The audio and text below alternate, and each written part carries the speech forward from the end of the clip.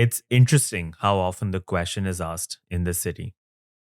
No matter where you are, in line for coffee, chatting with the cab driver, gate crashing a house party, on a date or interview, at a show, networking event, restaurant, bar, nightclub, or park, with family, friends, colleagues, or strangers you met on the subway. In your first conversation or your hundredth, it's possible. No, it's certain. It's inevitable. You know it's coming. At the smallest of lulls, one of you will itch to ask, how long will you stay in New York? It's a trick question. There's a broad spectrum of possible answers, but they're all problematic. Extremes like, I'm leaving as soon as possible, or I'm never leaving, are blatant red flags, depending on where your loyalties lie. Anything else? Especially those tiptoes of diplomacy. Let's see, for a while, not sure, who knows, and a few years maybe are some usual suspects, are uttered at your own peril because it is fuel for a lengthy, circuitous debate. I panic whenever I'm asked this seemingly innocent question, which is once every 3 days if you believe the poll numbers. In this country, you have every reason not to, apparently. I can't settle on an appropriate answer, given the dire ramifications. I squirm with unease. I stutter and splutter and mumble and murmur. I try to laugh it off. I try to deflect by jumbling together some tenuous cliches. Let's see, for a few years, I don't know, while I'm still young and have the energy. I whisper weakly. New York and I, it's complicated. I cannot answer this question succinctly. I cannot even answer truthfully. It's impossible. How do I tell you that this city speaks to my soul like no other? How it makes me feel more human, more awake, more alive, more in love with the will of man? How do I also explain that this city massacres my mind, body, and spirit each day? How it makes me feel more inhuman, more asleep, more lifeless, filled with hatred for the depravity of man? I run on a tightrope daily in this city, either for my destiny or for my life, teetering precariously, my fate decided by the flip of a coin. I've struggled with this question for 3.5 years. I came fresh off the boat with no guardrails or backup plans. I gave my fairest shot at building a future here. I stood at the edge of Queensboro Bridge, gazed at the skyline, and held my arms wide. I embraced the dream. But soon, I noticed the smoke. Then, the fire. I started to lean towards a response. By the time it exploded, I had a firm answer. Today, if some well meaning, unsuspecting person asks me that ill fated question, how long will you stay in New York? I won't squirm with unease. I won't stutter or splutter, mumble or murmur. I won't deflect. I'll look you in the eye and say, not long, not long at all. In fact, I'm leaving.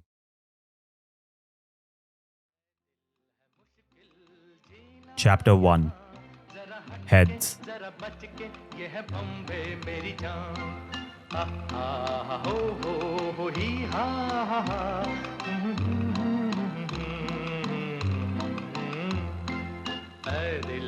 मुश्किल जीना यहाँ जरा हट के जरा बच के ये है बॉम्बे मेरी जान. In 2014, against the run of play, I packed up my bags and moved to Cambridge. I wasn't sure whether I was making the best or worst decision of my life. I'm still not sure today. I had just completed my second year at university. I had a routine. I spent weekends at rowdy dinners at Curry Mile, performing at events, and showboating at parties. Weekdays were reserved for cricket, snooker, ping pong, pub quizzes, movie nights, silly presentations for our weekly colloquium, and long, nonsensical debates in the dining hall. I had just won the student union elections. I took frequent trips across the country. I was starting to warm up to Manchester. I loved my friends. Life had peaked. I was indisputably living the best years of my life. America needs 4 years to make you worthy of a bachelor's degree, but Britain only needs 3. Consequently, my junior year would be my last year with my best friends before I graduated in this city I was starting to like. It promised to be spectacular. All I had to do was show up, engines blazing, all systems go, ready to create the greatest memories of my life. I didn't show up. A few months before the end of the academic year, I stayed up all night playing games with my friends, which included Call of Duty, Monopoly, acrimonious corridor cricket, and impromptu hide and seek in Winslow Park. I didn't want the night to end. We played and played, laughing, chatting, fighting, euphoric, giddy with delirium. We called quits, reluctantly, mind you, when the darkness started to wane. The sky was inky blue when I finally left for my dorm. It was chilly, but the pleasant kind. A preposterous thought a year ago. A nice English chill. Not too cold, just enough. I walked back slowly, enticed by Oxford Road's unnatural tranquility. My mind was oddly blank. I'm sure sleep deprivation and fatigue were factors, but it felt different.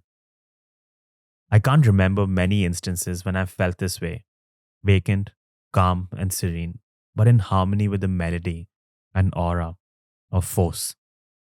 I went to bed with the thought, whatever this is, wherever I am, and whatever I have, I'm happy, I'm content. I want nothing more. Soothed by their conclusion, I dozed off. I had a fantastical dream that replayed the previous night. In it, I played, fought, ate, and laughed with my friends again. Once again, I saw myself content, happy, and at peace. The best laid schemes of mice and men go after I. I woke up and I knew. I got the call in the afternoon. I stared at my phone for a minute and didn't pick up.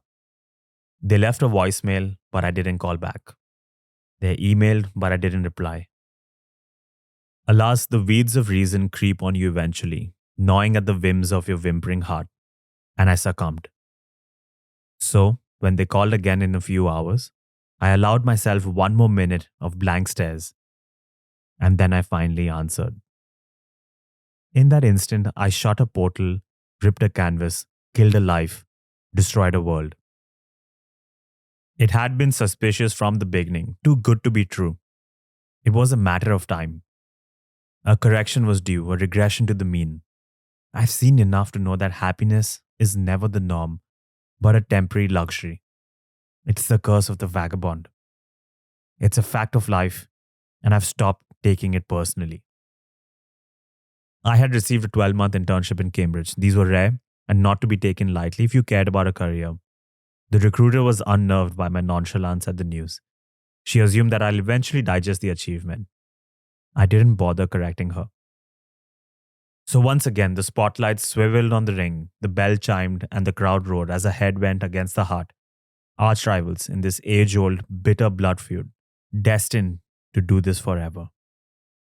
The tail of the tape was lopsided. This opportunity was a big deal for my resume. There was no debate. I went through all the facts. I tried to spot a lie. Just give me a reason, one solitary excuse, and I swear to call it off. I couldn't. All my friends went back to university in the fall semester.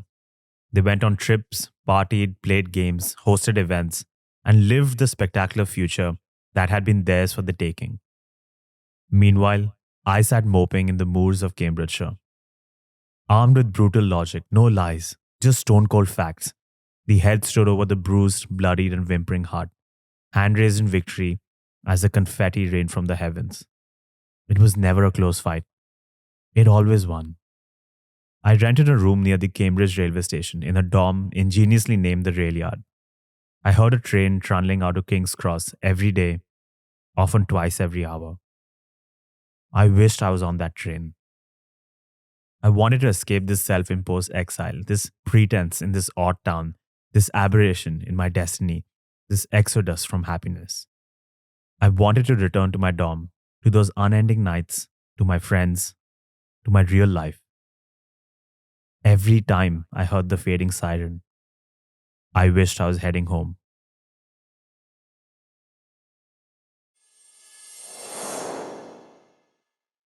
In the early 1900s, a young boy set out from his village. Set out is a misleading depiction of events, implying agency or willful action. His entire family had died in the plague. He had no choice. If he stayed, he would starve to death. He hitched a ride on a bullock cart to the nearest city, the former capital of the Mughal Empire. He created a job for himself by fetching water for people from a well for do paise. He built a reputation for being respectful and reliable. As he ran back and forth, Ramlal, a small grocery store owner, watched him daily from his perch. Back then, it was customary for shopkeepers to sit cross-legged at the entrance. Patrons would stand at the threshold and make their request. Ramlal would get up with a huff and a puff and shuffle laboriously into the shop to fetch the goods. One day, after a particularly cumbersome huff, Ramlal sat down with a groan and wiped his brow. As he massaged his knee, he drifted into miserable introspection. He was fed up with getting up and fetching and huffing and puffing, the chief requirements of his job. He preferred sitting, gossiping, and counting money, he concluded shrewdly. So he hired the boy. The boy was overjoyed. He had copious amounts of energy and motivation, all that Ramlal lacked. He ran around town delivering goods swiftly.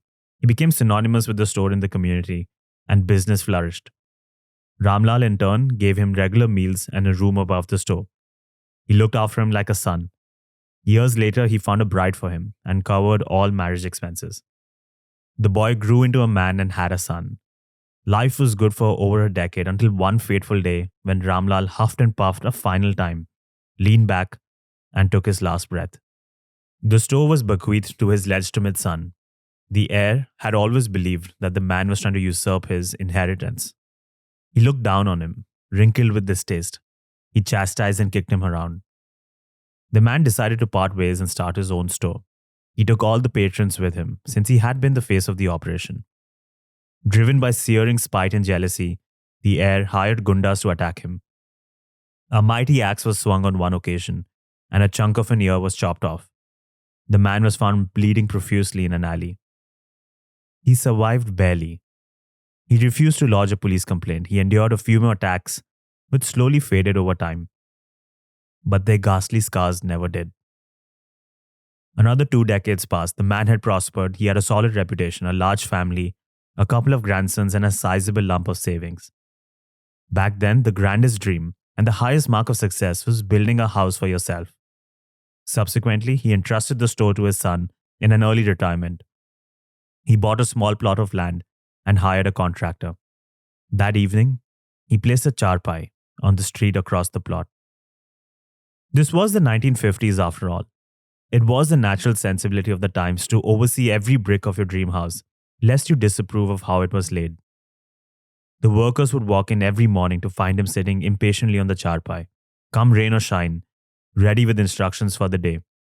His unflinching presence became a permanent fixture of the street to passers-by, sipping chai, shouting orders, and reading the newspaper.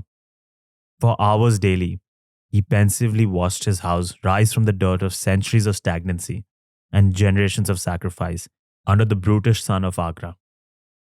But despite the protracted conversations of people walking by, the slow, measured sips of chai, the stern walks around the premises, and the careful perusal of every article in the daily paper, he still found a few moments when he couldn't invent any more tasks.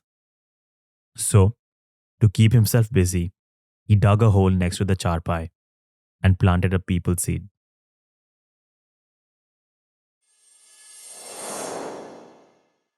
I'm stranded at the Peterborough station on a drizzly night, or just any other night in British English. My train to Manchester was delayed indefinitely. I was sitting on the platform floor, facing the dismal prospect of waiting in the persistent cold and rain for a few hours at best, or till dawn at worst. As I wallowed in self-pity, it struck me that this was officially my first solo trip. Inadvertently, I started fixating on random parts of the station, uncannily intrigued and lost in thought. That station felt different. That night felt different. I turned and scanned the impenetrable darkness, compelled by a mysterious urge, searching for a pinprick of light, that beacon that would take me home.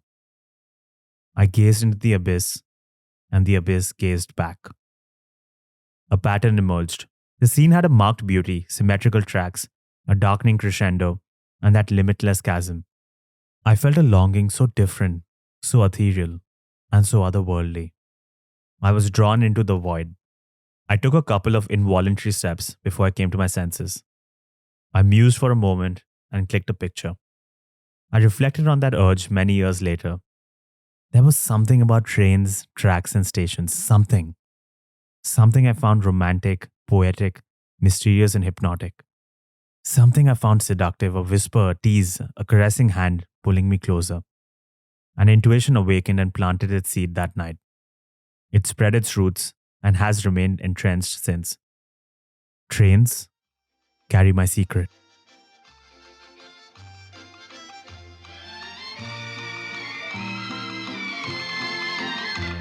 कहीं building कहीं tram में कहीं motor कहीं मिलता है यहाँ सब कुछ एक मिलता नहीं दिल कहीं बिल्डिंग कहीं ट्राम में कहीं मोटर कहीं मिलता है. In the book Notes from a Small Island, Bill Bryson says that there are 3 reasons to always be happy. First, the fact that you were born is a miraculous achievement, given the biological improbability. Second, you are briefly alive in this tiny, wonderful moment in eternity. Third, you have plenty to eat, live in a time of relative peace, and Despacito will never be number 1 on the charts again. If you bear these things in mind, you will never be truly unhappy. But if you ever confront the prospect of house hunting in Manhattan, you may come close. My Upper West lease was ending in a month, and I still hadn't found a habitable apartment.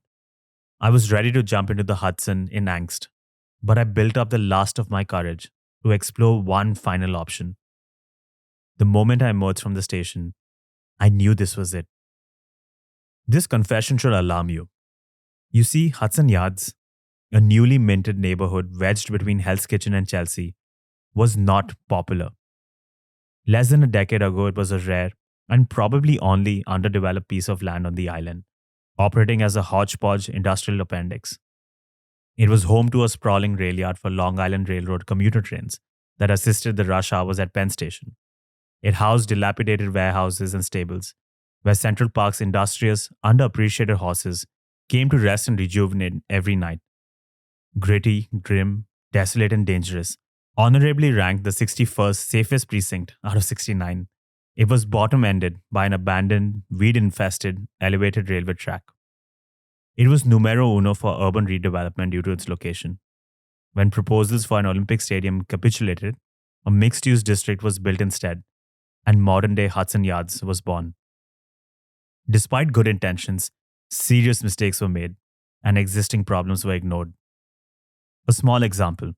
Petulant trains blared a loud air horn, loud enough to cause a sonic boom, at least 5 times per day when they barreled out of the West Side Yard. The ambient din is already excessively high in the city. The ruckus of police, fire trucks, or ambulance sirens is white noise. Naturally, every resident hated the unsolicited racket.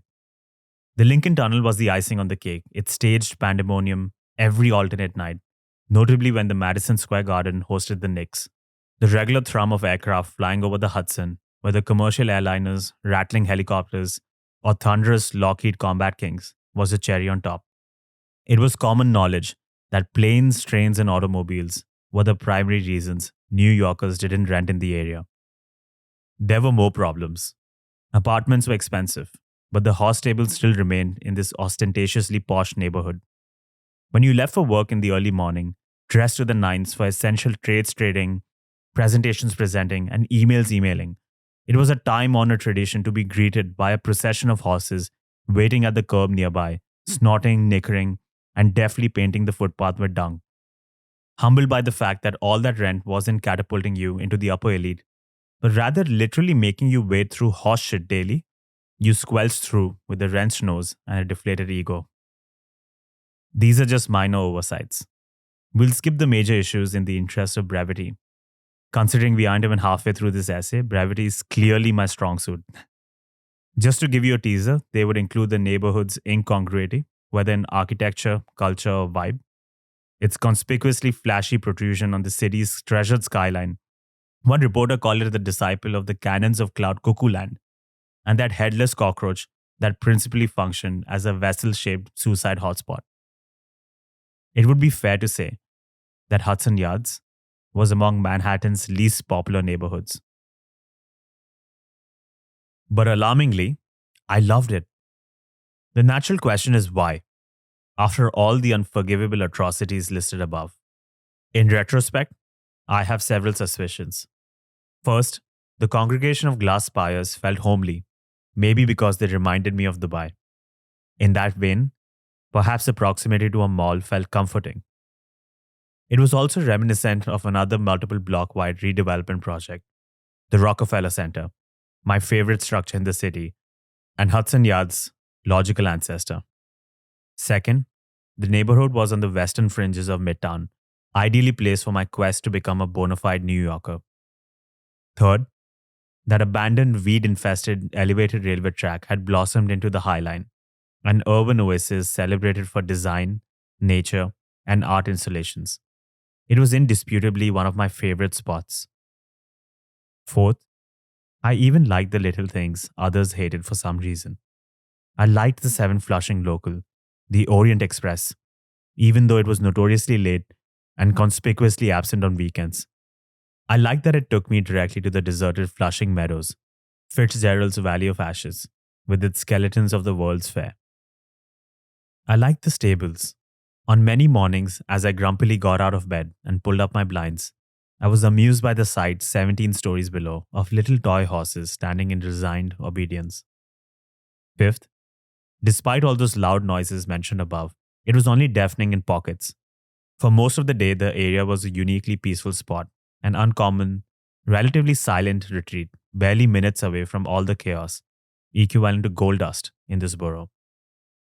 But sixth, and this is the one I'd bet on, poetic in my head, foolishly romantic in yours, I'm sure. I was going to sign the lease even before I stepped into the apartment. I was sold the moment I learned about the neighborhood's history, saw the yards, and heard that siren. I know you're rolling your eyes, but I can't help myself. I'm built this way, sadly. It was a done deal because foolishly, romantically, poetically, I would once again live next to a rail yard.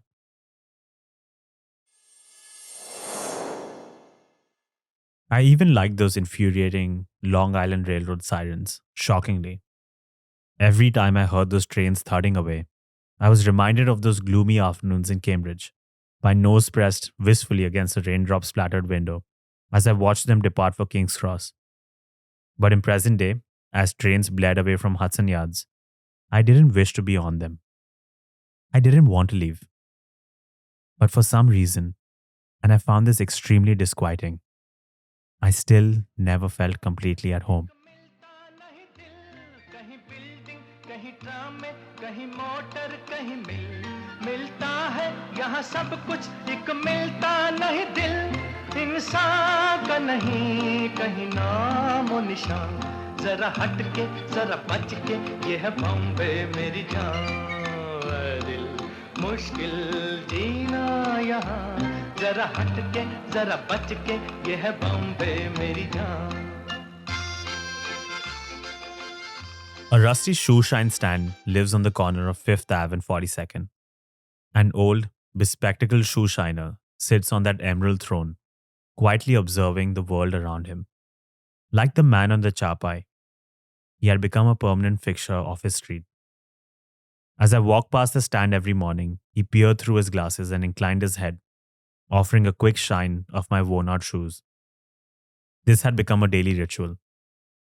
I smiled at him every time, shook my head slightly, and kept walking. I looked for him eagerly amidst the horde as I emerged from Bryant Park's tunnels. Often the fanned out pages of the daily newspaper hid his face. He belonged to an older New York, a different world, a different life. One of the last descendants of those who still sourced their news in paper form. The stand would sometimes be hidden under a tarp, with the shiner nowhere to be seen. Even though it made no tangible difference to me, I felt slight disappointment on those days. Sometimes, when it rained or snowed, I might find him underneath a giant umbrella. He didn't look at me on those days, and I didn't smile at him. I just kept walking on.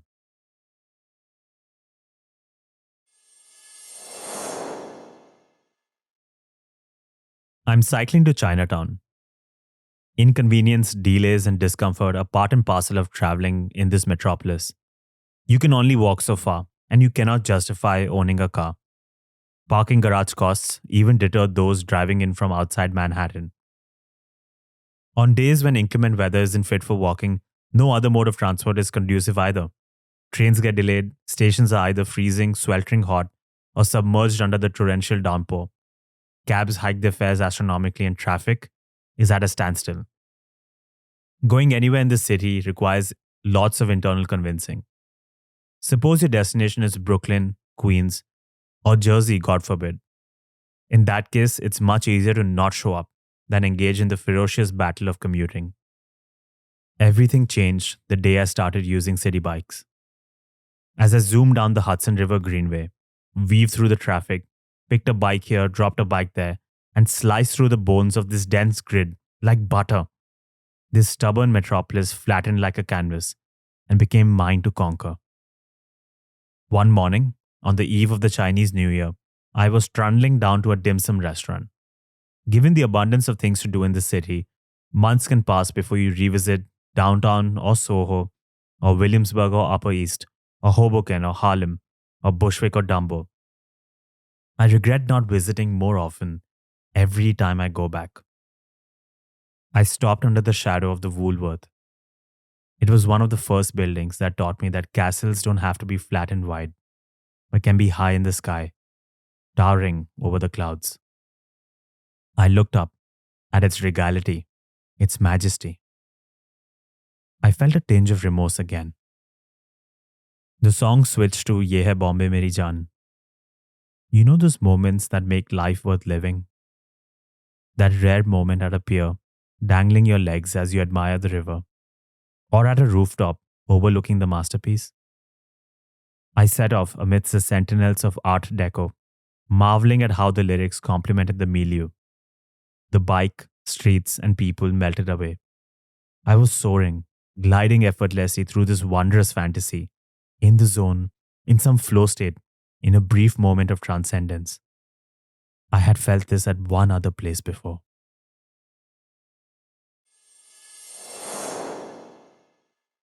No matter your chosen pursuit, America was the place to pursue it. My father often wondered, should he have tried to move to America like all his college friends when he was younger? Did he give up on a better quality of life by settling in the Middle East? Did he make a big mistake?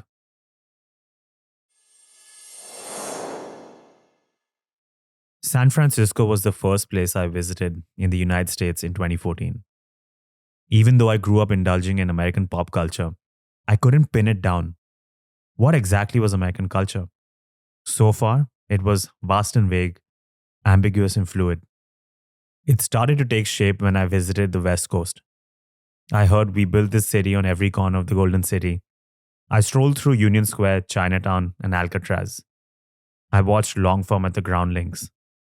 I was fascinated by Silicon Valley's broad avenues, the Golden Gate's soaring suspension towers, and elongated palm trees. I traveled further north and was surprised, embarrassingly, to find so much depth in a region as small as the Pacific Northwest. I learned about the origins of grunge and punk. I didn't know that a cuisine of marionberries, huckleberries, wild mushrooms, tillamook cheeses, and biscuits could exist. I had always believed that American food was just burgers, hot dogs, and pizzas. Maybe my father had made a huge mistake. An image emerged from the fog, painting a portrait of abundance, luxury, and comfort. It impressed me greatly. I started respecting it a lot more, both the city of San Francisco, which is an institution in itself, and the concept, the idea, the dream of America.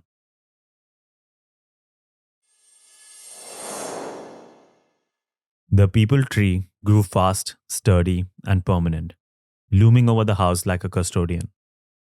It had always been there, as far as the grandsons could remember. When they grew up, they went far from home for college or work, and they often forgot about that house. After a long period away, they would receive a letter summoning them back. Only when they reached a specific point in their return journey did they realize how deeply they had compartmentalized their homesickness. It was always at the corner of Paliwal Park when they felt a rush of adrenaline, a delightful lightness, and a tug at the heart when they spotted in the distance Wo People Ka Ped.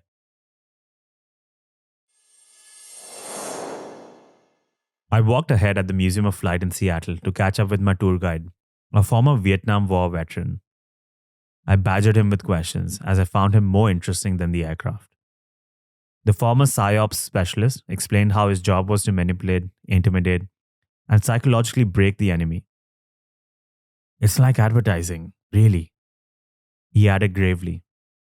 I cannot tell you how much I love talking to tour guides. Across the nation, I met extraordinary people, usually old and retired, who volunteered their time at institutions like the American Museum of Natural History or the Philadelphia Museum of Art. I loved listening to their tales. Their passion for the subject was contagious. They continuously emphasized how lucky they were to stand in those temples. At the Palm Springs Air Museum, I met Major Smith, a veteran who was shot down in Vietnam. He was rescued in the nick of time, cowering as he heard guerrillas savagely search the foliage nearby. He narrated his near-death escapades with a quiet listlessness, which I found unsettling. On another tour, my hunched 80-year-old guide limped to our group and announced, "I will answer any question today, except about my age." "You look great," I quipped. "You're kind of cute yourself," he snapped back with a twinkle in his eye.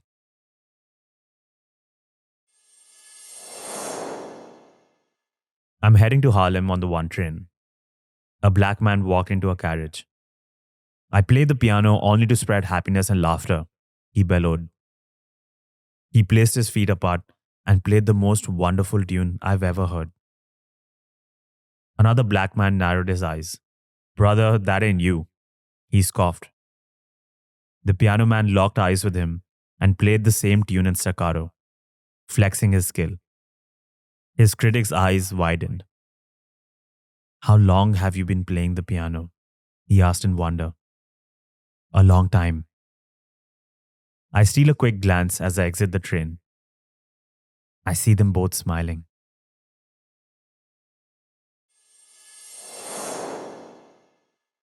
In the summer of 1994, far in the Middle East, in an unassuming part of the world named Oman, in its brooding city of Muscat, in a random alley, you would have found a woman every morning sitting on a plastic chair, holding a baby. The doctor had told her that the infant needed sunlight in the morning. So she got up at the first rays of dawn, cradled her sleeping baby, and hurried outside. She did it every day for months, even if it meant losing hours of sleep. And God knows she needed all the rest she could get with another 3-year-old rascal son in the house. I don't know how she never got bored. I never asked. I don't know how she got the drive or discipline. I never asked. But then, there's still so much I have to ask my mother, who, like only mothers can, has done so many inexplicable things that can only be explained away as motherly love. Naturally, I have no memory of those mornings, but I like the thought of it. It's a shame I don't remember, because I like to believe that I slept calmly as the first rays of the morning hit my face, cradled by unfathomable love, undeniably at peace, indisputably at home, in her arms. There is a memory that haunts me. I lived a glorious life in Dubai. I made marvelous memories, met phenomenal people, and had extraordinary experiences. When I left, I wrote that it was the best way to spend my early 20s, and I truly meant it. One memory stands out. A year after I got my driving license, it dawned on me that I had started looking forward to driving on the former Emirates Road, now the Mohammed bin Zayed Road, late at night. It didn't matter what I had done that day. I could have eaten the most incredible food from a garlic cheese manakish, patair, to a falafel matar. I could have been drugged by the curries of Delhi Darbar or the dosas of Venus. I could have overindulged, as always, at bakeries where the bread is always hot and the hummus is always fresh, or Keralite cafes that serve the warmest parota wraps with fries wedged in between the hot sauce. I could have watched a movie, or rather, ruthlessly devoured nachos dipped in cheese as it played in the background. I could have hiked a wadi or barbecued in the dunes. I could have watched theatre or improv in the warehouses of Al Sarkal. I could have witnessed the gradual evolution of Dubai's artistic soul. It's so rare to catch a city of the future in its infancy. I can only imagine the thrill of living in New York in the 30s. I could have sat outdoors with friends, karak chai in hand, recounting classic school stories with the skyline, a genuine work of art, the modern embodiment of the will of man, of his reach into the future, watching over us. I could have bandied with the sheikh or tap danced with the pope. It didn't matter. Everything was forgotten when I merged into the E311 highway from Al Ain Road. I had only 7 kilometers till I spotted that blue signboard in the distance, exit 30, that would take me into Motor City, my home. The golden glow of the streetlights seeped into the car, onto my face, into my heart. I took a deep breath. I put on a song by George Harrison. Holly Golightly once said, "Years from now, years and years, one of those ships will bring me back, me and my 9 Brazilian brats. Because yes, they must see this, these lights, the river. I love New York, even though it isn't mine, the way something has to be, a tree or a street or a house, something, anyway, that belongs to me because I belong to it." It's the 200th anniversary of Fifth Avenue. It's been closed to traffic for a giant celebration. There are stalls, music, and performances.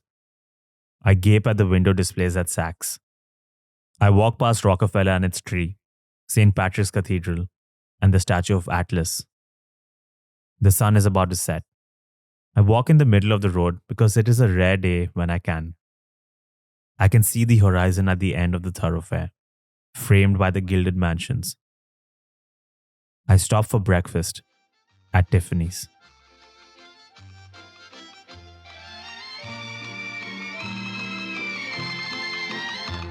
बुरा दुनिया वो है कहता ऐसा भोला तो न बन जो है करता वो है भरता है यहाँ का ये चलन बुरा दुनिया वो है कहता ऐसा भोला तो न बन जो है करता I love New York.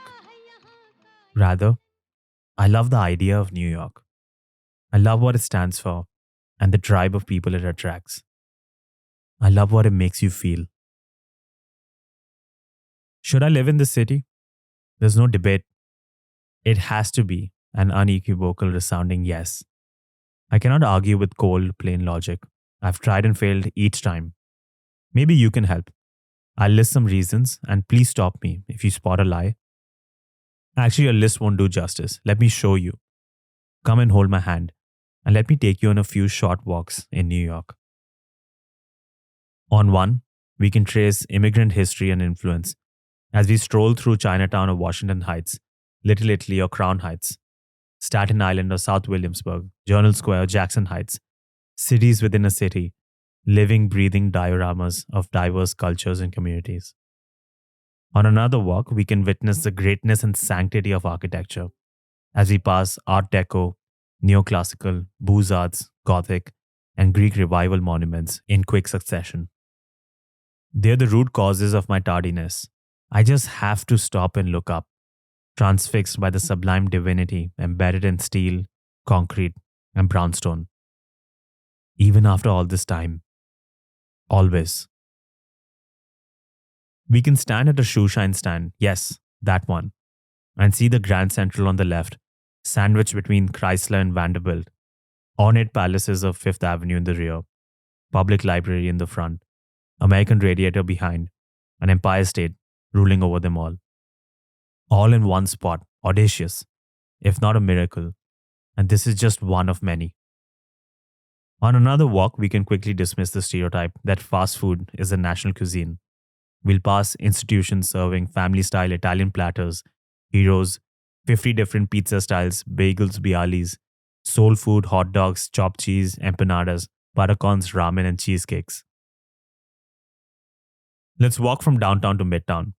We'll cross temples for every art form, from comedy at the Cellar, jazz at Smalls, burlesque in the Village, Broadway in the Theatre District, classical music at Carnegie, dance at Alvin Ailey, acting at Actors Studio, television studios at Rockefeller, to any show at Radio City or the Garden.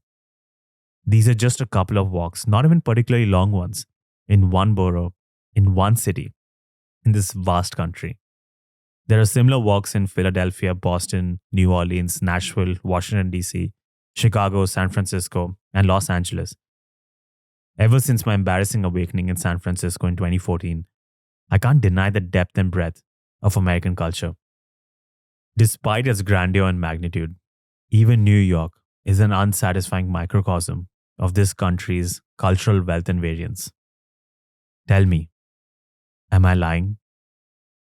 I haven't even mentioned New York's influence on film and television.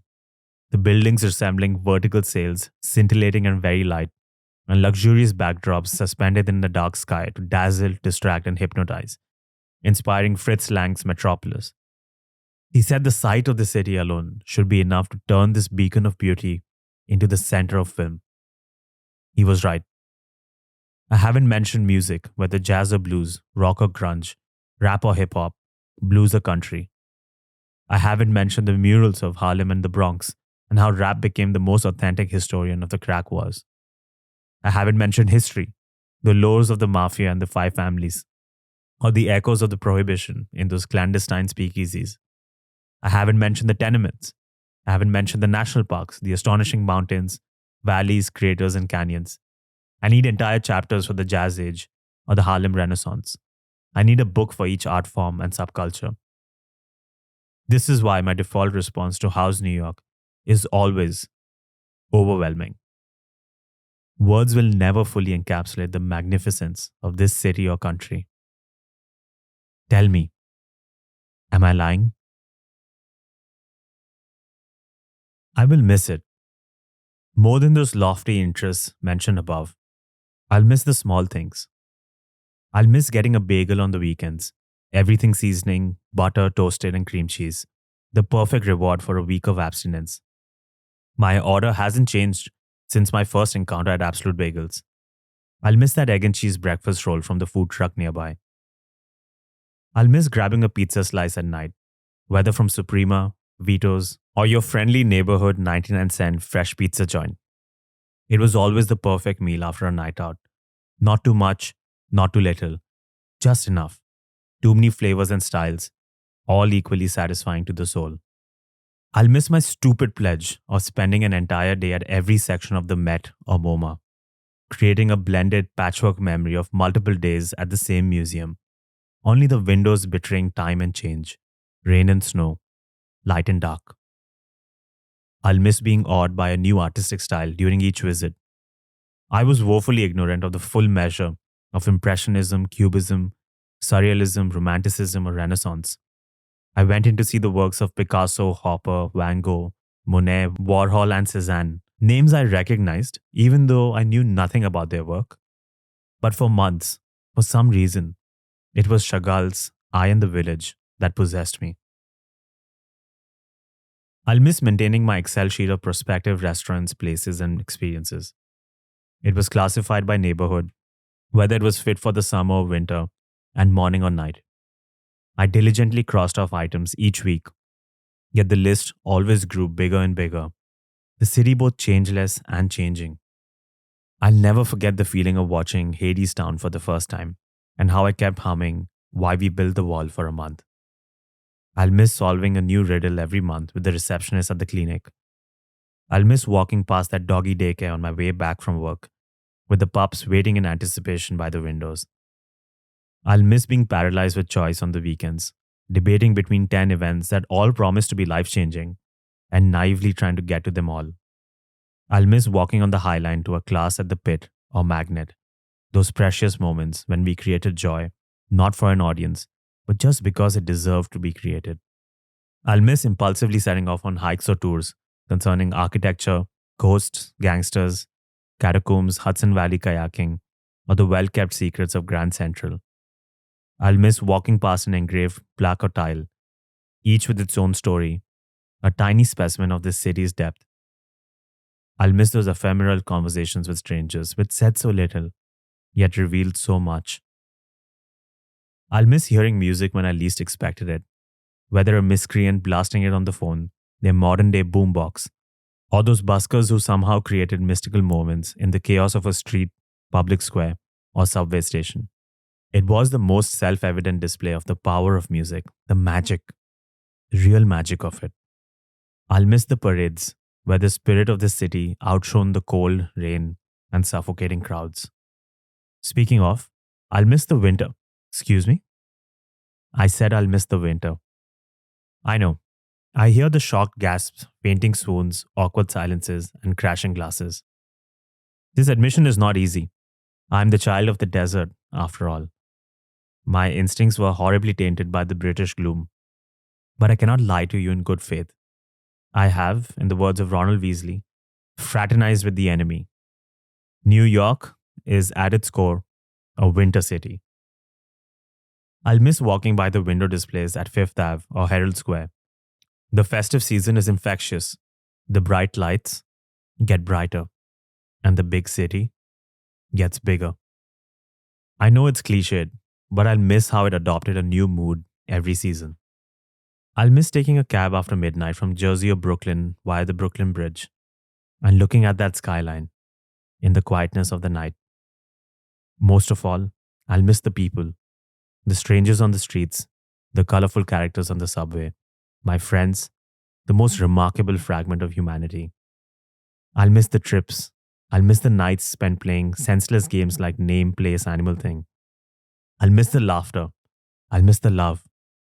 It'll take me half a decade to form bonds like these again, at the least, if at all. I know the memories will haunt me. I'll lose everything overnight. I know I'll regret leaving because it was truly the best of times, the best of humanity, some of the best years of my life. Yet, even after this 10 things I'll miss about you, hagiography, even you know that I've barely done justice.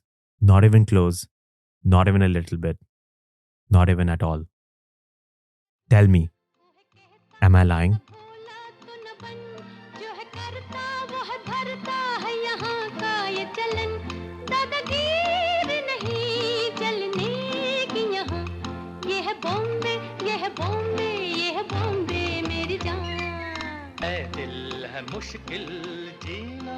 But all of these can be discarded as foibles of the heart, the whimpering loser, unnecessary and unimportant. Let's deal with the head, the immortal victor, the only one that matters. Let's deal with cold, hard facts. It's a fact that markets are bigger and opportunities are more widespread here. Purely from a professional standpoint, I will grow faster here. There's no question. I already have. It's a fact that money, which often skews the best intentions, is more to be made here. It's a fact that Lady Luck has smiled at me. I've been generously handed opportunities many spend their entire lives chasing.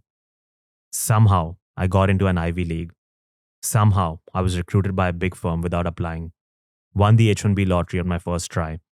Live in a luxury studio in an affluent neighborhood. Financially stable. Can afford to travel around the world. Living in New York, a dream city for many. A short walk from the highest temples of art, culture, history or sport. I have the world at my feet and the time, health and money to afford it. God bless. It's a fact. It's a cold, hard fact that I have been handed the American dream on a silver platter. I'm the tree planted and nurtured by the hard work and sacrifice of my parents, grandparents, and ancestors. One lifetime at a time, we went from a village to a town to a city to another country, and from that country to New York. I am the consequence of the power of an idea, a dream in motion, a thought in effect, decades in the making, and generations in sacrifice. To leave would be madness, professionally or otherwise. To leave would be madness, whether listening to the head or the heart. To leave would be madness, spitting on those who sacrificed their lives to get me here. I was in a similar spot 10 years ago. I had the best years of my life before me, waiting for me to show up. Now's the time to show that I've learned my lesson. To leave would be the biggest mistake of my life. Tell me, am I lying?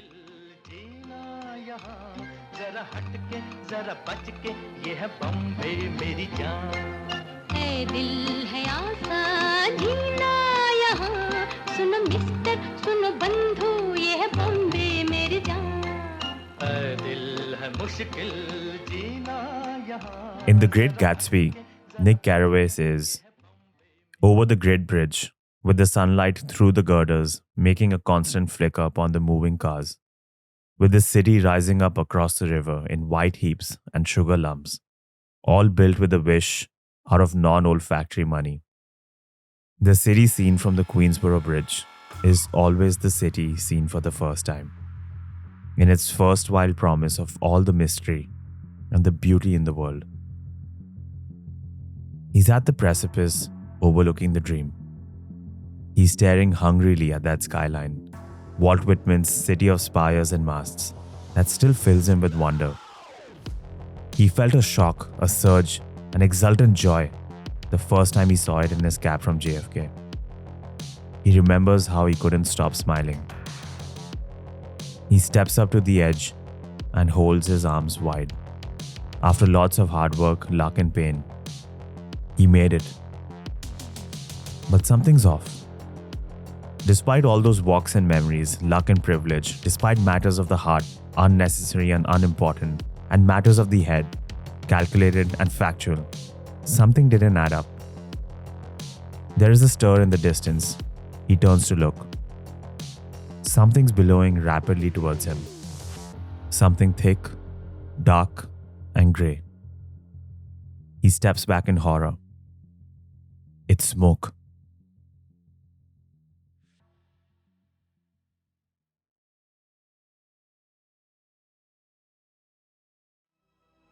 Chapter 2 Tales.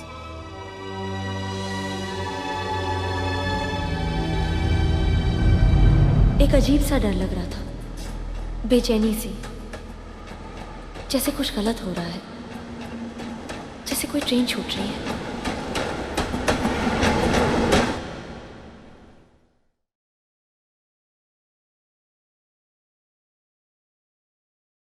You can spot ethereal architecture from that shoeshine stand.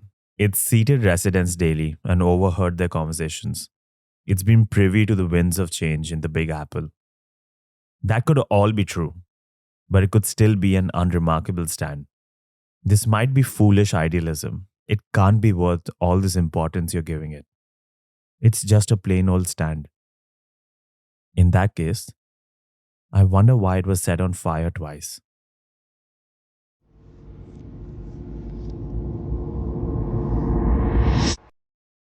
I'm in an antique store in Cold Springs. I spot a gold coin inscribed with John F. Kennedy's silhouette in a glass cabinet. I point at it. The numismatist, an old man with pince-nez glasses, informs me that the coin is from the year of Kennedy's inauguration. I probe him further. It's in my nature. I can't help it. I'm endlessly fascinated by these historical personalities I have only read about. It's crazy that there are still people around me who were there when these historical figures were the talk of town, and their words made headlines and their actions made waves. Do you remember the day he was assassinated? I ask him. I was young. All I remember is people crying everywhere around me. He replies quietly. He's looking at the coin, but not seeing it. Terrible day. Terrible, he whispers, lost to the present. He jolts back, shakes his head, and moves away. I look at the coin and the face of the man who dreamt of making it to the moon, who tried to stop this country's fixation with war and weaken the mob's grip who dare to do hard things, not because they're easy, but precisely because they are hard. This coin, that memory, those tears are witnesses. There is, and there will always be, a price to pay for those wishing to change all that is wrong with this country. That price is a bullet through your head.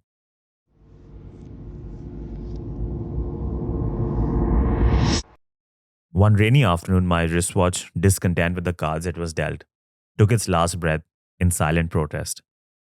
So, an hour later, or maybe two, I have no idea. Time had stopped for me, remember?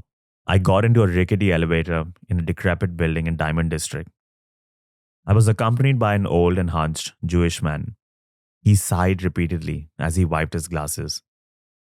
The elevator stopped midway and a handy woman came in. "How are you today, handsome?" she asked sweetly. I looked up with a smirk, ready to accept the well-deserved compliment. To my dismay, it was directed at the old man, who strangely didn't seem flattered. Okay, okay, he said sadly, perching his glasses hazardously on the end of his nose. "I'm 72, but today someone said I look 85. He looked miserable. The elevator chimed. We both got out. I followed him into a tiny watch repair shop. He went behind the counter, put on a convoluted headgear of loops, and started tinkering with my stubborn timepiece. The door banged open. A woman entered in a huff. She brandished a small watch in his face and shrieked that he had scratched it. The old watchmaker gawked through 3 sets of lenses, eyes absurdly magnified in horror, projecting 72 years of indignity. He wailed that he had been in business for 50 years, and watches were hallowed artifacts he treated with love and respect. They argued for a long time, fingers wagging, hands flailing, until he gave her a refund. She slammed the door on her way out. He turned and started fiddling with my watch again, muttering sadly under his breath, still shaking. I give you unlimited time. Na, so Shmuel go show and be happy. But Shmuel said, no, it's not my lot. I've got to make it do with the time I've got.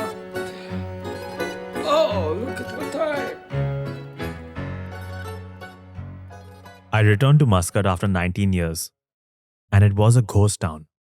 When my mother visited her former home in Wadi Kabir, she could still picture herself on that plastic chair against the wall of our house, cradling me to sleep under the first rays of dawn. A video started running in her mind of her little boys running here, running there, riding a small bicycle, laughing and screaming, with no worry in the world. Despite all those fond memories, even my mother lamented that Muscat was a tough sight. One of the reasons we left in 2005 was the Omanization program, which slowly weeded out expats from the country. I remember when my school bus driver disappeared overnight and was replaced by a local, no questions asked. A similar sentiment forced me to leave the UK after Brexit. I sense it in America now. I'm not new to being a job-stealing immigrant. It's a fact of life.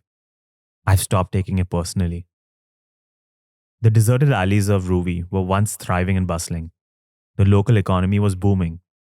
This area of abandoned buildings housed diverse communities. These empty parking lots used to be crammed with kids, skating, cycling, or playing cricket, football, and hide and seek. I've seen this anti-immigrant wave so many times. I've only seen it end one way. But it's not my problem anymore. It still hurt to see the darkness that enveloped the streets of my childhood. I've never harbored any intentions to return to Oman. But I had nursed a fanciful notion for 19 years that I had an indestructible bond with this place. But as I walked past the echoes of what could have been, and the charred remains of what did, it shot a portal, ripped a canvas, killed a life, destroyed a world, severing another place I could have possibly called home.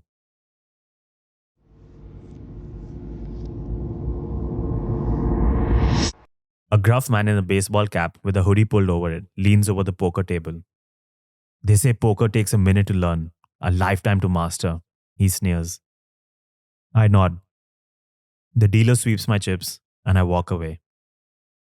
I'm at a casino in Atlantic City. I'm just here for the vibes. I have no idea how to play. It's no surprise I went underwater in quick time.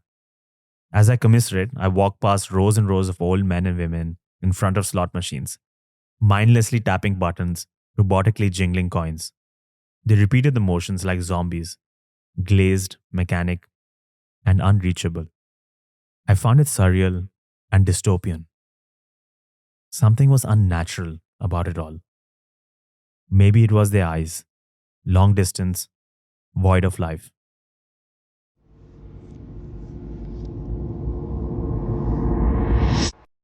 America loves war museums. They proudly display weapons, uniforms, jets, tanks, cannons, and swords, and screen movies of valor and sacrifice across the country. But despite those extravagant exhibits, I was always taken by the volunteers, who were all veterans. Many of them limped with an awkward gait. Some pointed with quivering hands. Quite a few missed a limb. But the hardest were the eyes.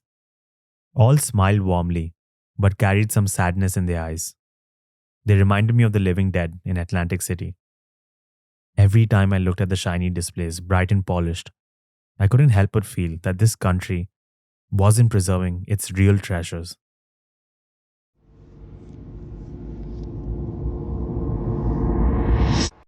I'm walking home at night, holding a large bag of groceries. A woman walks up to me with McInerney's long distance eyes and out of her mind. She twitches uncontrollably as she asks for change. On a whim, I hand her my entire bag of groceries and walk away. After a few steps, I look back. I see her jumping on the spot, laughing maniacally, pointing and giggling at the heavens, running in circles. A homeless man chuckles as he watches. Say no to drugs, eh?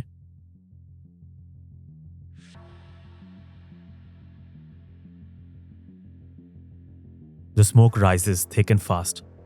It congeals into a dark cloud. His eyes widen in terror as deathly tendrils inch closer and closer, darkening the scene and creeping over the skyline. He looks around for help. He can now see the fire.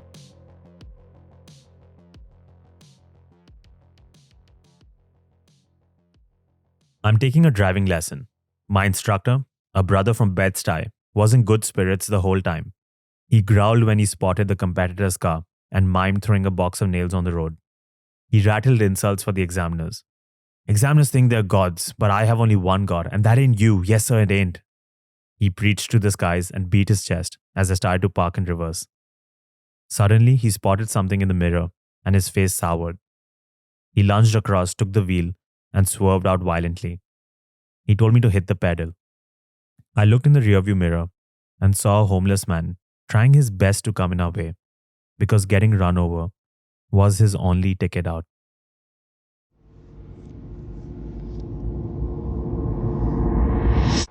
I'm waiting for my driving test at Red Hook with an instructor.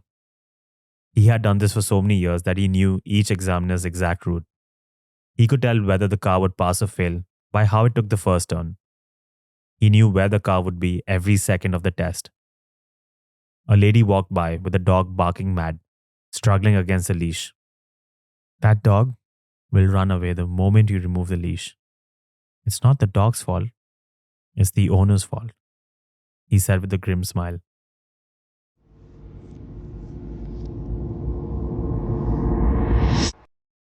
I'm at a Spectrum store talking to an agent. A disheveled man walked in and started smashing the kiosk at the entrance. The agent lowered his gaze pointedly. The smashing continued. You need to treat a computer like a woman, no slamming or banging, he murmured.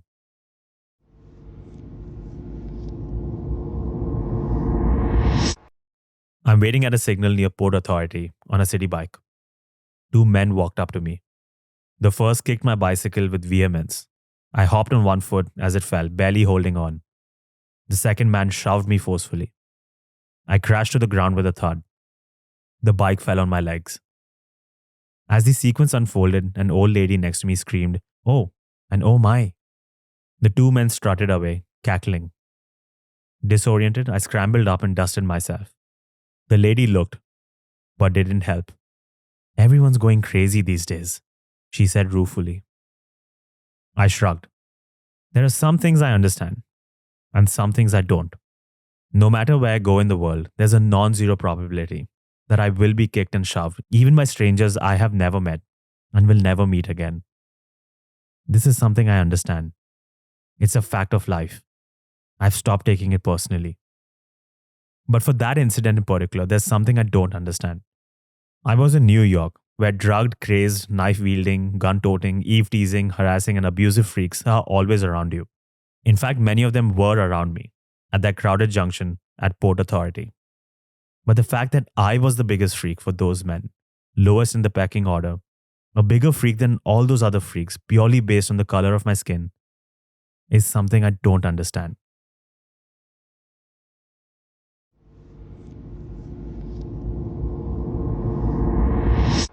Somehow, 10 years passed after my first visit to San Francisco before I returned again.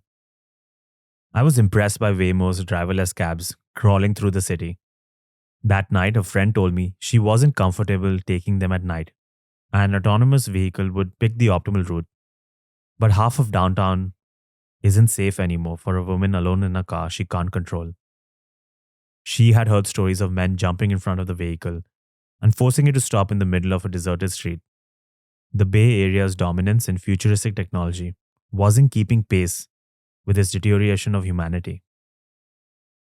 Even on foot, it was an open secret that I should avoid walking below 4th Street, definitely at night, preferably even in the day.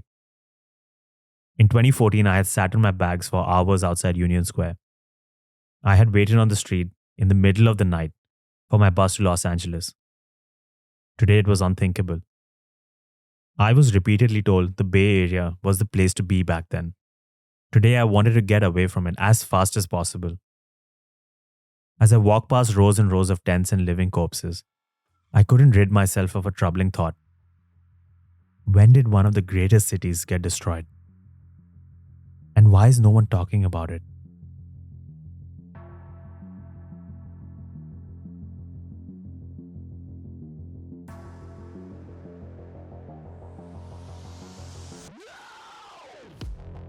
He sees an inferno. There's a colossal eruption every minute. Flames climb higher and higher. Embers scorch the sky. It's the fall of an empire.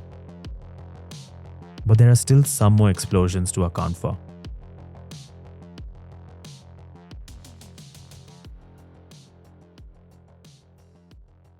I'm celebrating my golden birthday with a superhero-themed picnic at Central Park. I planned it for weeks. I was looking forward to playing games with people I like. It was going to be the perfect celebration. Just then, a friend called to say she could not make it, as a man had just spat on her at Times Square.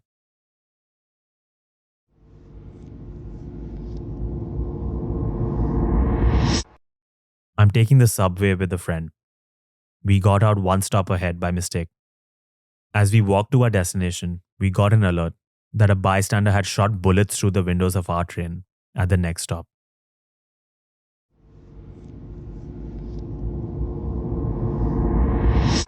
I always walked home from the Columbia campus. One night, after some intense cricket at our house, I booked a cab for some reason. I wasn't tired. This wasn't a habit, as I was mindful of my expenses. But I was compelled by some inexplicable reason. My friends joked about it, rightfully. An hour later, we received news that a madman had gone around stabbing students on that route at the exact time I was supposed to be there.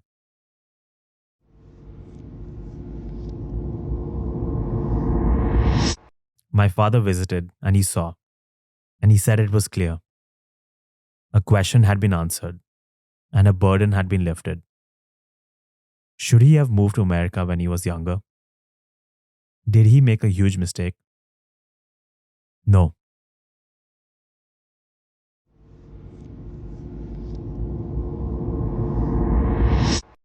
Your people really enjoy marching at Columbia. I'm at the French market in New Orleans with friends.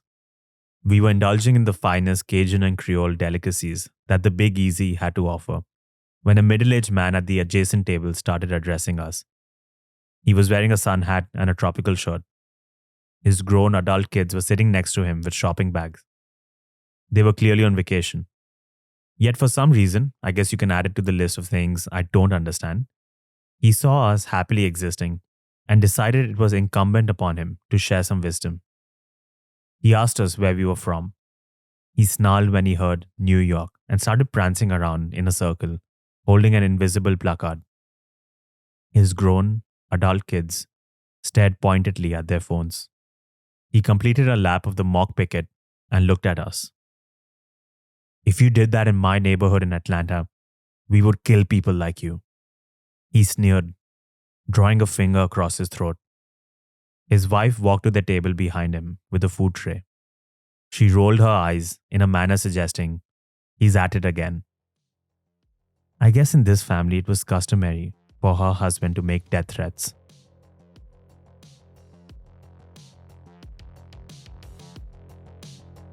All that remains is the final explosion. He stepped out on Queensboro Bridge, engulfed in flames. The world burned around him, around everything he had once considered beautiful, aspirational, and sacred. There once stood a mighty scene, a mighty city, a mighty dream. Now, it lay barren and scorched. The sky was crimson with death as a giant fireball hurtled towards him. He raised a blazing hand over the valley of ashes and traced a cross with his outstretched finger.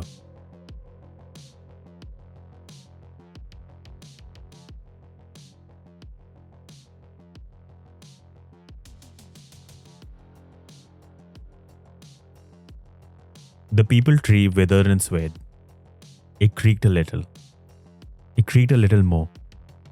Then, with an almighty roar, it snapped, leaned over, and crashed right through the house that man, my great-grandfather, had built nearly a century ago.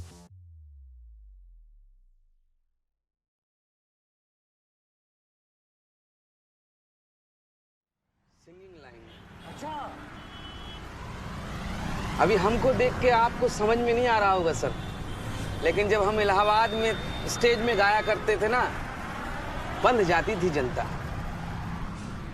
Programme खत्म करने का नाम ही नहीं लेते. My biggest problem is that I'm tired. I'm just tired.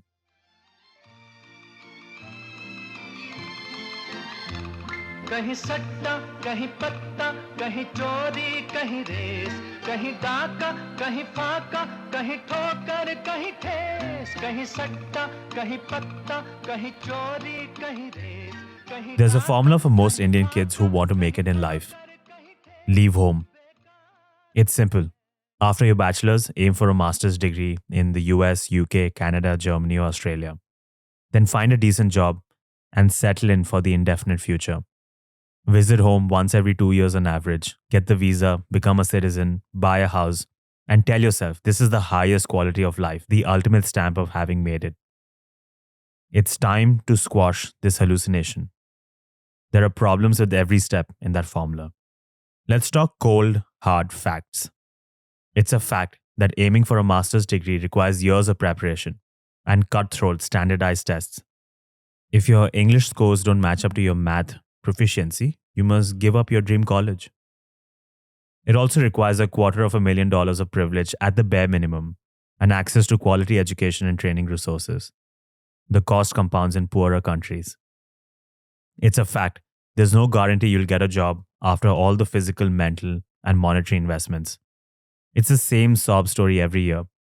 Vacancies are hard to find, and unemployment is high in a country where the market is supposedly bigger and opportunities are more widespread.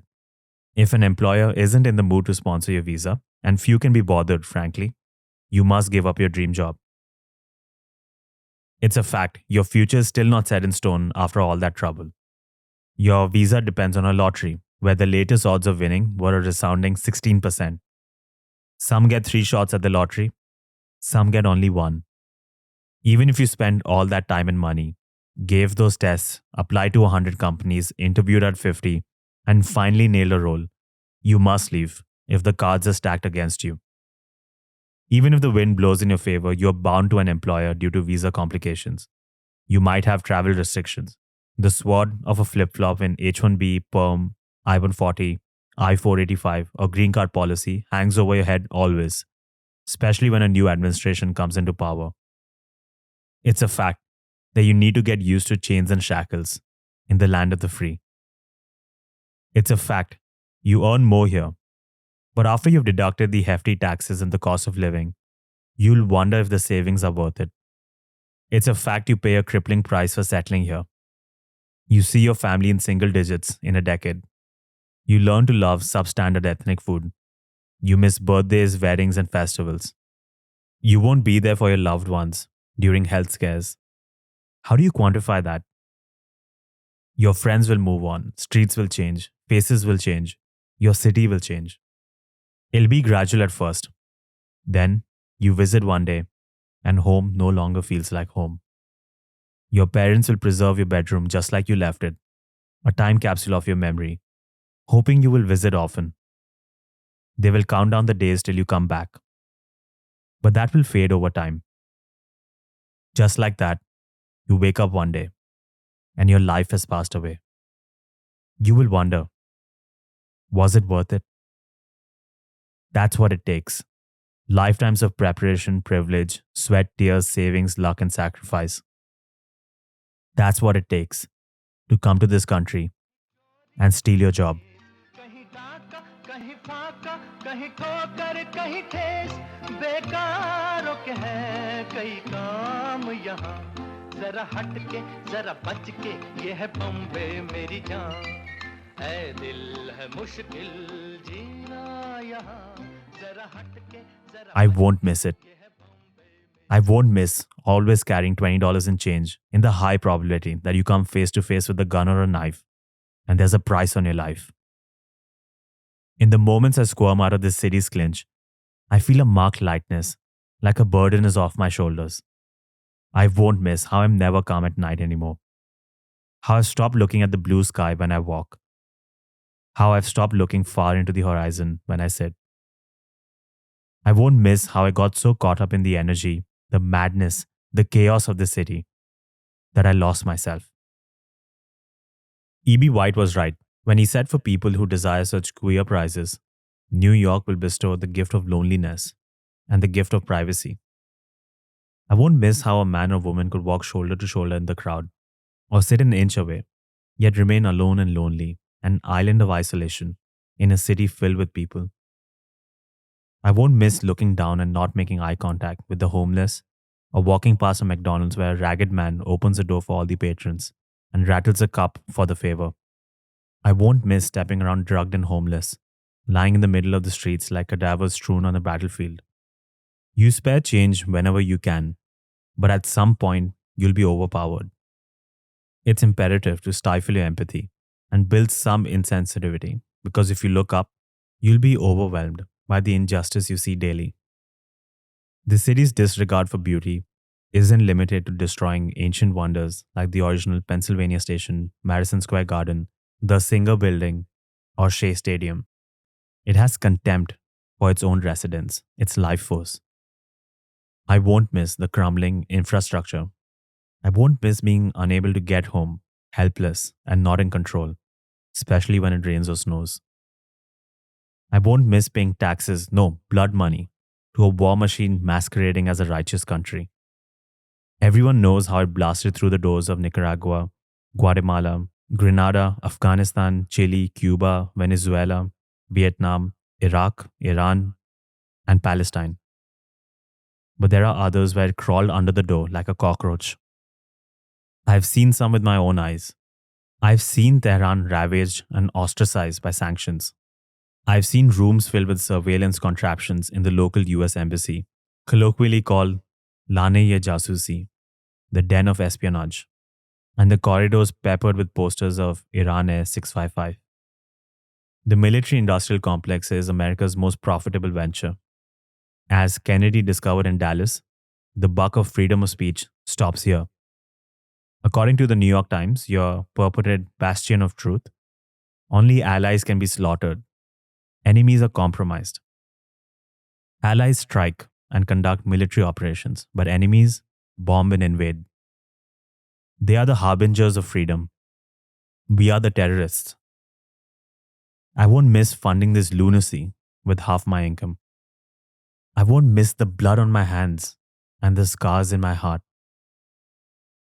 I won't miss the open secret that Asians need to stand with their backs against a pillar at subway stations if they don't want to be pushed onto the tracks.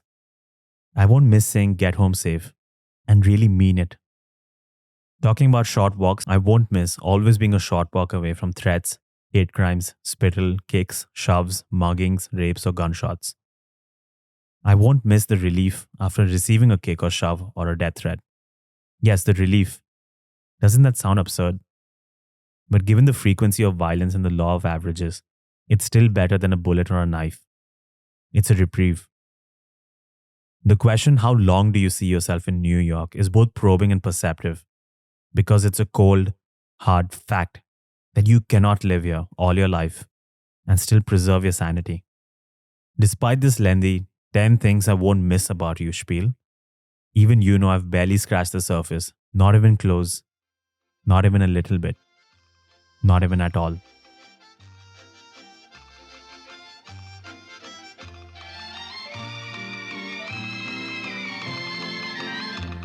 बेघर को आवारा यहाँ कहते हंस हंस खुद काटे गले सबके कहे इसको बिजनेस बेघर को आवारा यहाँ कहते हंस हंस खुद काटे I've told myself I'm exaggerating. I've tried reasoning that the bigger picture is still worth it. But what dream am I trying to defend? One where you avoid parks every night? Where Grand Central has no seats? Where they remove benches at bus stops and spike flat surfaces in public? Where public washrooms are rare and deadlier than the streets? When they say Dubai feels fake, is this the reality they prefer? Where one unforeseen medical emergency will put you in financial ruin? Is that why vigilantes who murder healthcare CEOs are welcomed as heroes? Where pharmaceuticals prioritize profits over well-being? Where rampant obesity is a feature, not a bug? Where women are casually set on fire in trains? Where their primary concern is not stopping rapes, but what the woman does with the fetus? Where school shootings are so frequent that they no longer top headlines? Where their primary concern is not stopping the deaths of school children, but the lunatic's freedom to carry a gun? This is your dream? I'm not just talking about the city. New York, once a dynasty of human achievement, the capital of not a state or country, but of the world, can't do justice. Despite its decadence and degeneracy, it's an unsatisfying microcosm of this country's decline and demise. A quick scan of Ray Dalio's Why Nations Succeed and Fail will reveal the smoke. Every omen of a failing nation is already here. Even I, an ordinary spoke on the wheel, can spot the smoldering carcasses of the canaries in the coal mines. If you look, you'll discern the blight that has silently befallen San Francisco, Los Angeles, Portland, and New York, once great cities. A great exodus saved them for now, but when Austin goes down, where will they run? How will they pointedly look away when everything burns around them? How can I defend a nation that, despite all its wealth, power, and technology, isn't even trying to solve the problem, but rather is compounding the issues in Tenderloin or Skid Row? A small chunk of those billions in military aid could solve half these problems forever. American exceptionalism is a hollow meme. The rest of the world laughs at the audacity. Many other countries have caught up and in many aspects even surpassed the quality of life. Back home, we walk with abandon in the city center, at worst fearing pickpockets, but rarely gunshots. Our supermarkets don't place products behind locked glass cabinets. Our kids don't practice safety drills for school shootings. I think America is exceptional, just not in the way it thinks it is. It's exceptionally more barbaric than countries it ironically considers weaker, filthier, backward. Those third world projects, those darker nations. I've tried to chide myself for this foolishness. Stop pontificating these lofty morals. Ye hawa ki baatein. Put your house in order before trying to change the world. Stop preaching like you're the last of the advocates of reason or the first of the return. Stop being naive.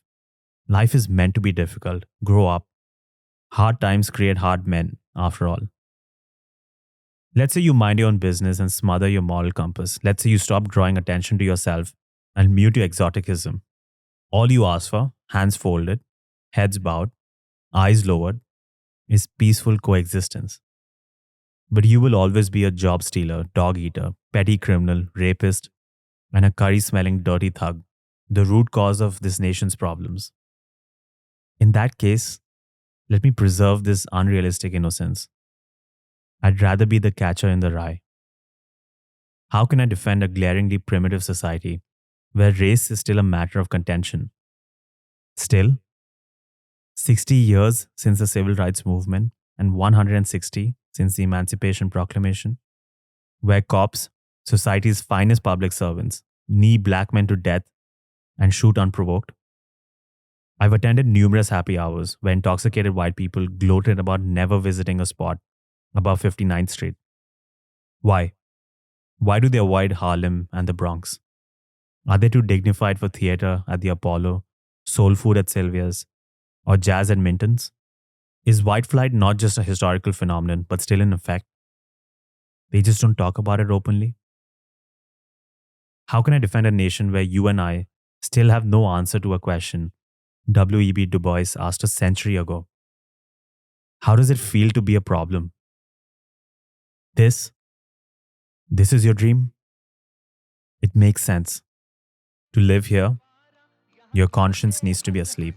खुद काटे गले सबके कहे इसको business एक चीज के है कई नाम यहाँ जरा हट के जरा बच के ये है बॉम्बे मेरी जान ऐ दिल है मुश्किल जीना यहाँ जरा हट के जरा बच के ये है बॉम्बे मेरी जान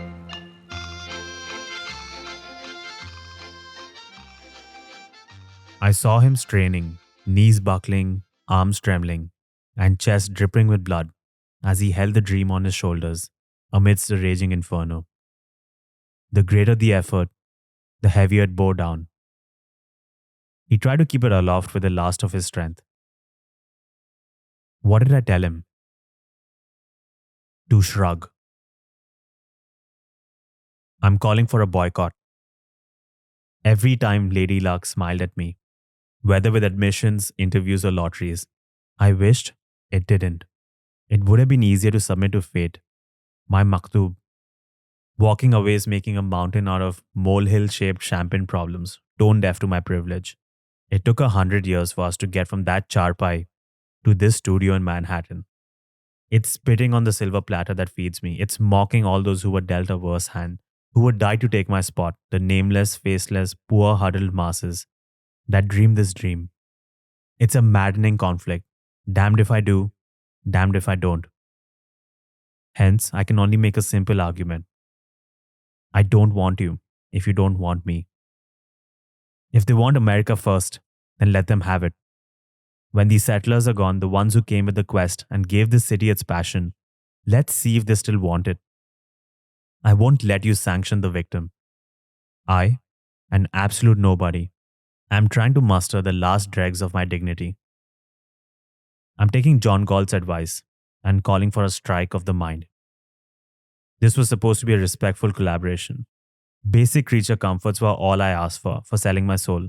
A decent home, safety, comfort, and wealth. And I'd mind my own business. I don't see them in any big American city. I'm not built for the suburbs. Nor do I see the point. I refuse to glorify the daily struggle of being a New Yorker or an American as a badge of honor when it's a target on your back. If I'm a parasite you openly disparage, but secretly leech, I'm out. I'll definitely come back at some point. I'm a fan of your temples after all. This city has left an imprint on my soul. I have a memory at this restaurant here, that fence, this bench, and that park. It's a part of my story, for better or worse. But I'll only return as a visitor. Our relationship will be openly transactional. When I come back, for a change, it'll be on my terms.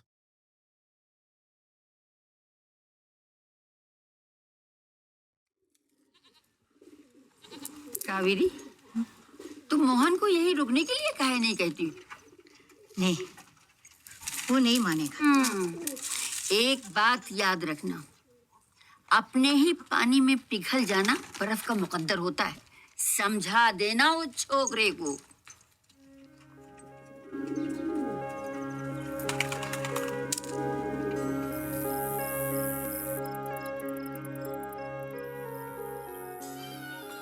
In that case, I'll light my tiny little bulb in my town, where it's darker, where the light will be brighter. If I have to fight a war daily, if I have to face racism, bigotry, discrimination, sexism, censorship, surveillance, terrorism, and fascism, if I have to fight corruption and crumbling infrastructure, if I have to put my life at stake every day, then why not do it alongside my people? This is particularly rich coming from me because I don't even know who my people are and where my town is. I grew up in the Middle East, but I'm not Arab. My parents are from India, but I never lived there. I lived in the UK, but I'm not British. I'm in New York now, but I'm neither a New Yorker nor an American. I am the eternal cultural orphan, the master of all nations, but the citizen of none. Here I am, too foreign for home, too foreign for here. Never enough. Never enough. Despite my perpetual quest for an identity and a place to belong, I'm still voluntarily walking out after solving the formula and holding the dream. Yes, if I play this game until the last level, I'll find immense wealth. In a decade, I'll have a castle in the air. I'll be a millionaire, but Saks Fifth Ave still won't sell affection. Happiness was a temporary luxury because it was never a priority, ranking below those unquestionably essential requirements called money, career, and opportunity. I want to make it the norm. I've made my choice. I kneel at the corner of the ring and hold a hand out to the unimportant and impractical. I choose the heart. For 8 years since I finished undergrad, I half joked that I would retire by 30. I think I manifested it because despite no backup plan, I know what I want now. My life will pass away in a blink if I continue on this track. I know I'll look back in 50 years with regret. I'll scream to the world to look on my works, yea mighty in despair, and see that nothing remains amidst the decay, the colossal wreck, boundless and bare. I'll be a detached, desolate shell of a man, westwardly brainwashed, ethnically cleansed, and culturally vacant. I'll end up trading my heroes for ghosts. I won't be afraid of dying because I won't be alive. I'll win in some aspects, of that there is no doubt, but I won't be able to avoid another question, one that'll make me panic and squirm, stutter and splutter, mumble and murmur. This time, I won't be able to laugh it off or deflect with cliches. I won't be able to run away because at the smallest of lulls, it's possible, no, it's certain, it's inevitable, I know it's coming. There will simmer another question between me and the other world, itching to be asked. What did it cost you? It's a viler evil, instead of murdering a man, to sell him suicide as a virtue. Tell me, am I fucking lying?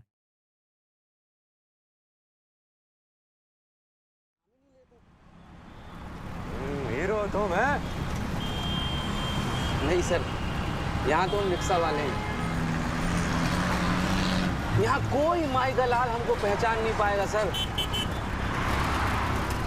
अंदर से कुछ और ही है और बाहर से मजबूत।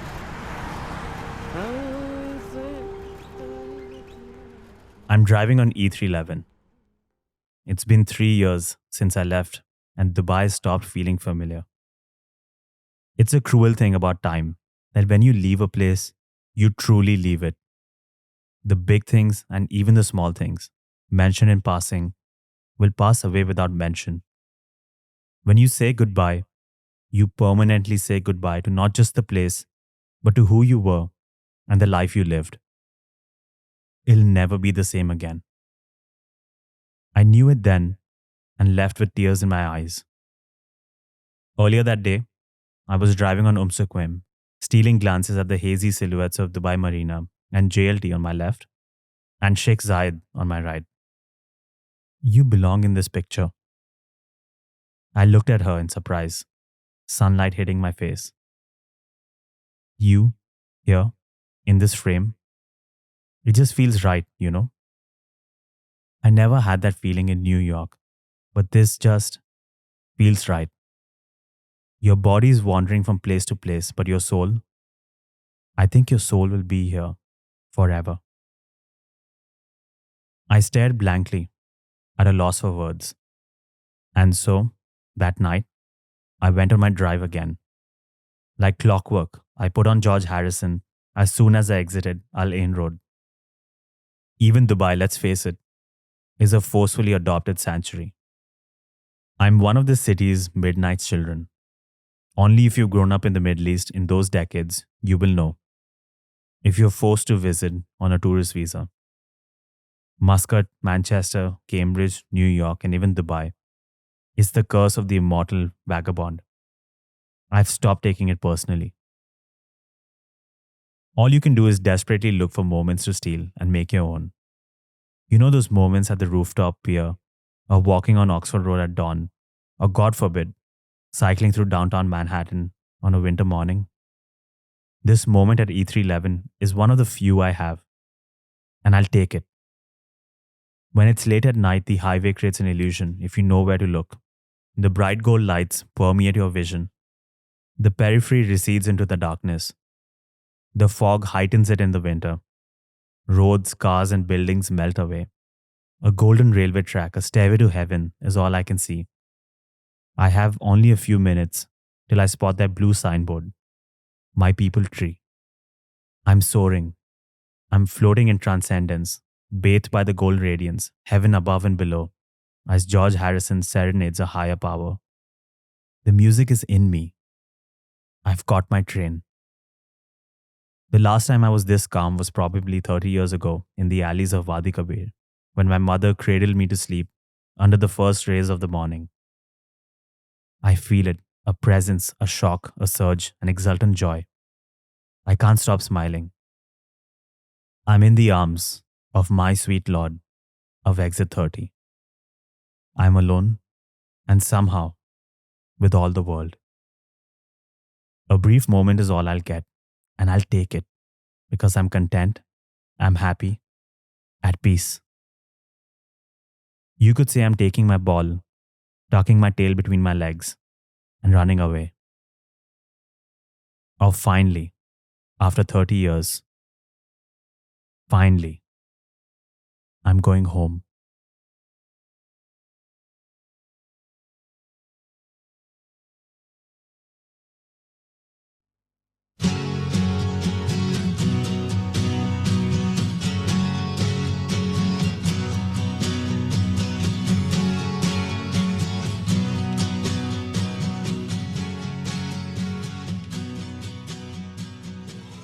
At the end of monstrous writing projects like these, which often take months, if not years, of effort, I typically request that if you liked what you just read, then please help me by sharing it on social media platforms of your choice.